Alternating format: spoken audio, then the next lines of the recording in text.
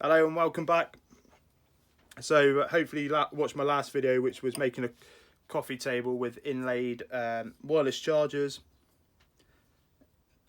If you haven't, then go and do that because you're missing an absolute corker. What we're going to do today is make a clamp, like a bar clamp. So we're going to use some 30 by 50 mil tubing as the, I don't know the terminology of clamps. Let's call it the spine. It's going to be amazing, I promise. Yeah, so let's get cracking on with that. You get the idea. I'll bring you back in a second. Just cut that out. Obviously it needs the corners taken off, but it's going to go up in there. It's going to end up at this end.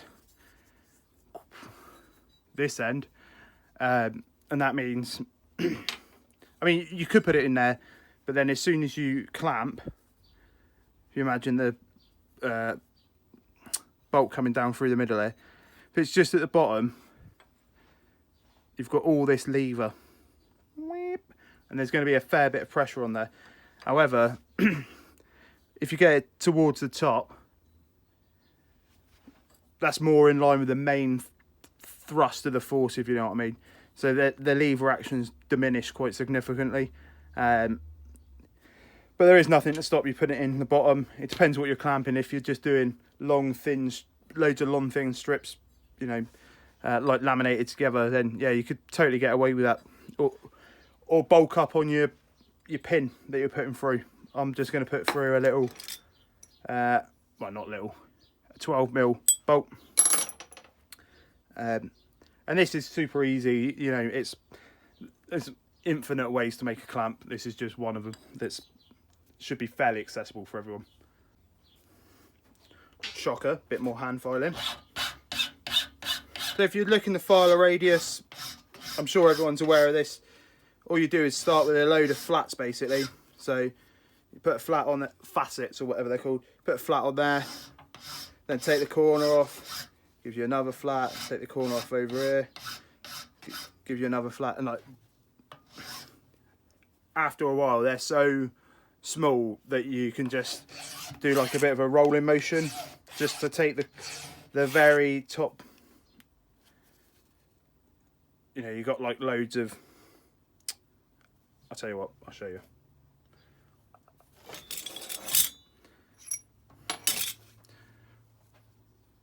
So imagine that's the corner, you file 1 flat, 2 flat and 3 flat, and then you file them off again, it gives you like 7 flats. It gets to a point where you're just knocking off the corners basically, and then you can transition into this sort of motion of the ocean.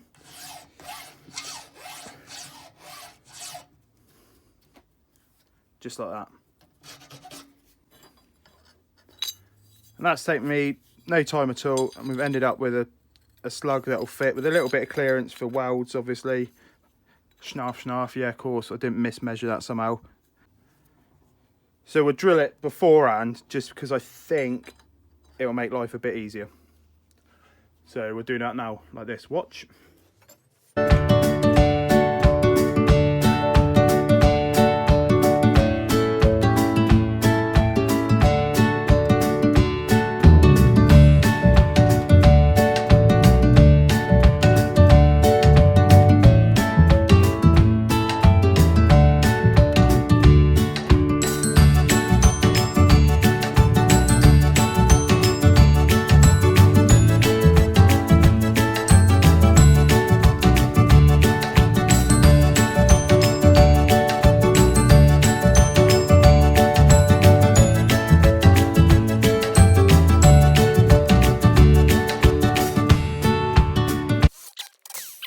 Oh my word. Bear with me. Cool. So I've just measured the width and then halved it, and I'm gonna put a line straight down the center, and this is gonna be part of our layout, markup, whatever. So obviously these are just El Cheapo whatever they're called, calipers.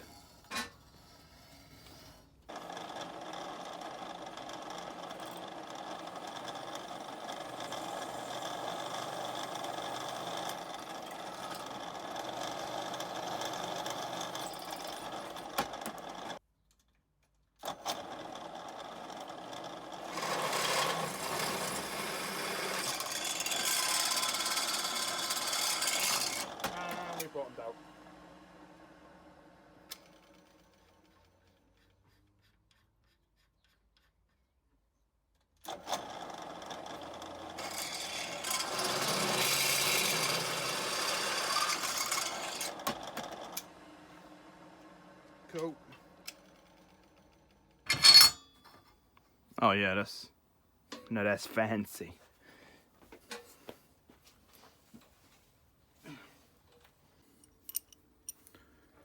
Cool. So we've made this,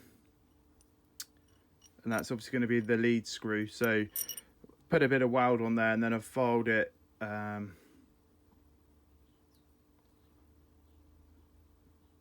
flat-ish across the top, and then not too worried about these back bits. And then when it's captured in against the plate that's going to push on everything, when you screw in, it will obviously go in, but it can't advance because the plate's there. And then when you retract, it'll retract, and then this nut will capture it.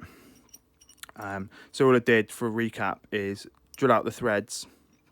You don't have to use a nut, obviously, but it was just easier. Yeah, drill out the threads, and then we'll weld that to a bit of steel. Then this end will be captured by a nut. So when you turn it, it will advance, and then when you retract it, it will retract. Okay, so we've got this little Frankenstein's, I don't know what to call it, squeezer sorted. Don't know if you can see it, but right there is a little oiling hole. I just thought metal on metal friction, you know, won't hurt to have just a drop of oil in there. So yeah, gonna wire wheel it off, and then just glue a small slip of like I don't know, thin plywood there, just so it's not pushing directly against the metal, because it's probably going to be the wood stuff that this sees action on. Okay, let's do some wire wheeling.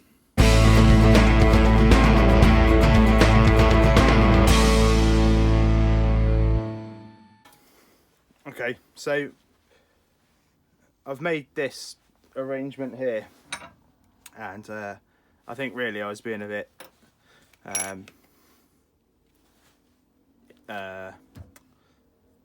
optimistic with the thickness of this rod. Basically, when you tighten anything up, it just starts to lift up and bow. So what I've done is made like a version 2, which is a lot stouter and it's a lot shorter as well, which means you'll have to move the end peg in and out as required. And I think this is a hardened bolt, so it is pretty stiff. And then we've shortened the length of travel on this lead screw. So yeah, basically, the shorter you make something, the stiffer it is. So that's what we've gone for, and beefed it up on the diameter a bit as well. So yeah, I mean, yeah, you ain't bending that. So I'll cut this off now and get it all positioned up, weld it, and then hit it up with the wire brush, and we'll go from there. Finally, these things are done. So we've got 2 variants of the same clamp here. Yeah, the red one is your Mark 1, and that had to be retrofitted with some better stuff. So we put a 10mm, an M10 threaded rod in here. It was no good. It was just weak, real weak. So we changed that out for an M12. I think it's grade 8 bolt, so it's pretty stout. And obviously these move to wherever you need them. And then we've got the M1B, the revised version, and it's just a lot stouter. And I've cut away some of the claggage, like the rods here that keep it aligned, because actually once you put that stiffer bolt in there, it you know, stiffer bolt, it sorts its act out. Gone for a little bit of a higher thing here as well. You know, if you're clamping something that's a weird shape, then you can then clamp anything you need to up here to keep it square and all the rest of it, and just gives you a bit more options. These have been rigorously tested.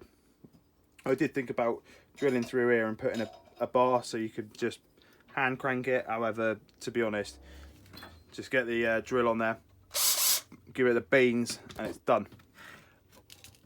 Oops.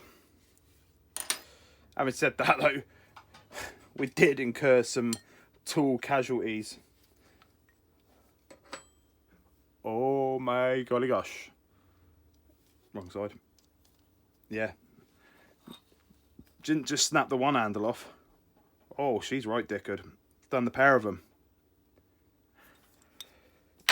So, yeah, I have to get a new one of them. You know, it's always nice to unnecessarily have to buy new tools. So, yeah. There we go.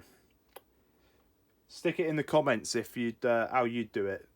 I suppose listen here, mate. The way I do it is go to the shop and buy some. Yeah, got that.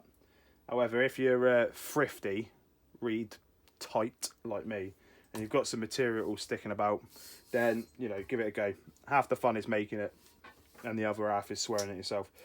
Yeah, stick it in the comments. I mean, there's like borderline infinite ways to make these. You could just have some fairly stout plate, long enough, thick enough, so it didn't. There wasn't too much deflection in it. You could use like scaffold poles and clamps and stuff, and do it like that. There's quite a few ways you could achieve the same thing, but having some strong, stout, decent clamps down the shed is going to be an absolute joy, because we got some.